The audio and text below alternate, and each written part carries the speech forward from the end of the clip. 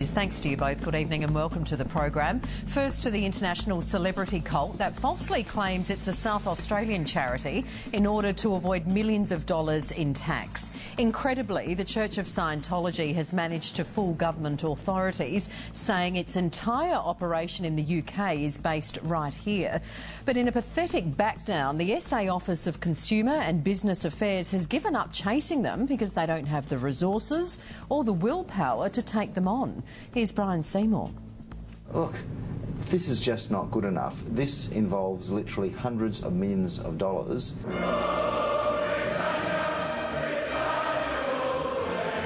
I find this news really upsetting. Welcome to the home of Scientology, Britain and Europe. Adelaide?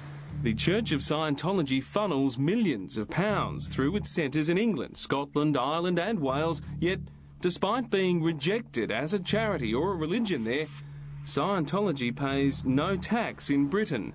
Why?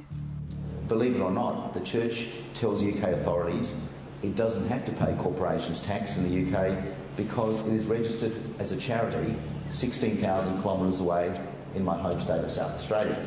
From its non-existent offices in Adelaide, South Australia, this tiny incorporated association boasts as its members not people, but churches of Scientology. And not just in the United Kingdom. There's also Denmark, Belgium, France, Germany, Holland and Sweden. Why stop there? They have a member in South Africa too. We checked further and found a truly global multinational corporation boasting more members in Canada, including Montreal, Ottawa, Toronto and British Columbia. In the UK, the Charities Commission has refused Scientology's charitable status because its main activities, providing so-called auditing sessions using an e-meter, a crude form of lie detector, were private in nature and in the benefit they provided. Independent federal Senator Nick Xenophon was today speaking at the National Association's Forum in Brisbane. In his keynote address, he outlined how authorities in South Australia have allowed Scientology to do whatever they like. The South Australian Office of Consumer and Business Affairs, the supposed watchdog, should be monitoring COSRECI's financial returns to monitor where the tens of millions of dollars that flow through the organisation go. And in the last 30 years, literally hundreds of millions of pounds have gone to that organisation. We even tracked down the owners of the house, listed on the article of incorporation as their address. Oh, we were surprised. I was surprised and had no idea of it until today. The owners are a family who run a market gardening business. They have owned the property since long before Scientology declared it as their address.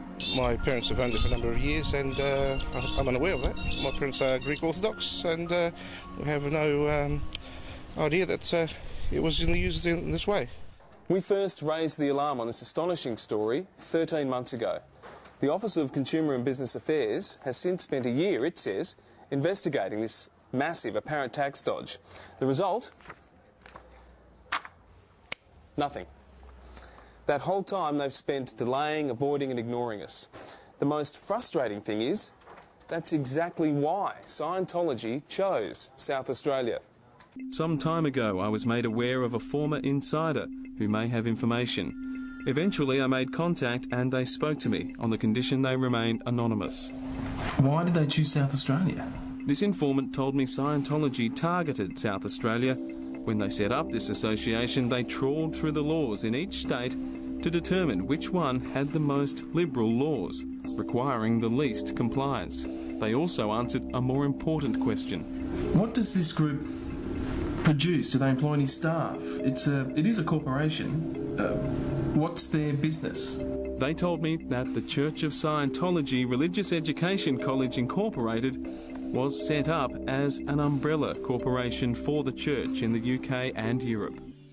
Scientology chose wisely. We've learned that since 2003, the Office of Consumer and Business Affairs have investigated not 100, not 50, not 10, not even 5, but just 3 associations, and they've cleared them all.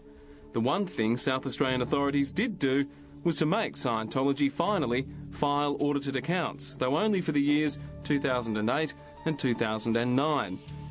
Here they are, all too brief. They failed to provide any detail about massive payments. It has no ABN, has never traded in South Australia is not entitled to any tax concessions here.